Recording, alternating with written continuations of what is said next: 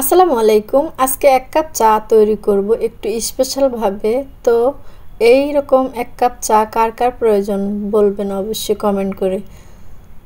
আশা করি আপনাদের আজকের এই ভিডিওটা দেখে খুব ভালো লাগবে। তো চলুন আমরা এক কাপ চা তৈরি করি। এখানে আমি প্রথমে নিয়েছি 5-6টা এলাচ। এখন এই এলাচগুলোকে একটু থেতো করে নিব। এলাচ থেতো হয়ে গেলে দিয়ে দিব আমি দারচিনিটাও আমি এখন একটু থেতো করে নিব। এইভাবে আমি আরও কিছু মশলা থেতো করে নিব। এখানে লং নিয়েছি।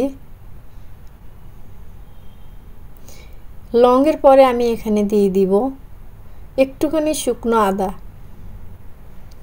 এখানে আপনারা আদা কিনে আনেও দিতে পারবেন, কিন্তু আমি এখানে শুকনো আদাটাই ইউজ করছি। এটাকে একটু থেতো করে নিয়েছি।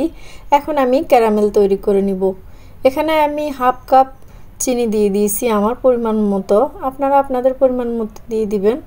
এখানে আমি আজকে 2 কাপ চা তৈরি করব। আমি এখন ক্যারামেলটা তৈরি করে নিয়েছি। এখন এখানে দিয়ে দিব আমি 2 কাপ লিকুইড দুধ। আর এই দুধ কিন্তু আমি খুব ভালোভাবে ঘন করে জাল করে রেখেছিলাম আগেই।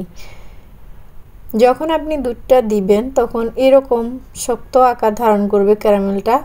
এত চিন্তার কিছু নাই, একটু জাল দেওয়ার পরে কিন্তু এটা ঠিক হয়ে যাবে। এখন আমি থেতো করে রাখা মশলাগুলো দিয়ে দিব, আর দিয়ে দিব তেজপাতা। খুব ভালোভাবে এই মশলাটাকে এখন কষিয়ে নিতে হবে। এখানেই কিন্তু আসল কাজ, মশলাটা কষানোটাই কিন্তু আসল টেকনিক। এই মশলাটা যত বেশি কষাবেন খুব ভালো লাগবে কিন্তু চাটা খেতে। আর যাকে আপনি এই চাটা বানিয়ে খাওয়াবেন সে কিন্তু আপনার চায়ের ভক্ত হয়ে যাবে। আমি এখন এখানে পরিমাণ মতো চা পাতা দিয়ে দিয়েছি। একবার এভাবে 1 কাপ চা তৈরি করে খেয়ে দেখবেন, আপনাদের ভীষণ ভালো লাগবে, মাথা ব্যথা দূর হয়ে যাবে। খুব ভালোভাবে আমি জাল করে নিচ্ছি। এখন আমার চাটা তৈরি হয়ে গেছে, নামিয়ে নিব। নামিয়ে পরিবেশন করে নিব।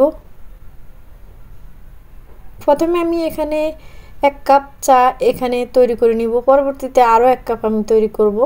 এখন এখানে দিয়ে দিব আমি কফি এভাবে উপর দিয়ে তারপর চাটা খেয়ে দেখবেন, অনেক বেশি মজা হয়। এই তো মাশাআল্লাহ অনেক সুন্দর হয়েছে আমার চায়ের কালারটা। খুব ভালো লাগবে, আপনাদেরও এভাবে ট্রাই করবেন। এখন আমি আরও 1 কাপ চা তৈরি করে দেখাচ্ছি।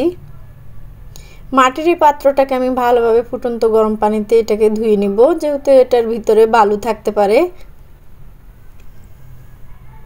একটু সময় নিয়ে আমি এটাকে 4-5 মিনিটের মতো ফুটিয়ে নিয়েছি। এখন আমি এখানে চা ঢেলে নিব। চাটা ঢালার আগে ভালোভাবে গরম করে নেবেন, তাহলেই হবে। এখন আমি উপর থেকে কফি দিয়ে দিব। তো কেমন হয়েছে আজকে আমার চা তৈরি করা জানাবেন। যদি আপনাদের একটু ভালো লেগে থাকে তাহলে একটা শেয়ার করে দিবেন। আর এতক্ষণ সময় নিয়ে আমার ভিডিওটি দেখার জন্য সকলকে অসংখ্য ধন্যবাদ। সবাই আমার জন্য দোয়া করবেন, আমি আপনাদের দোয়া করি। আল্লাহ হাফেজ।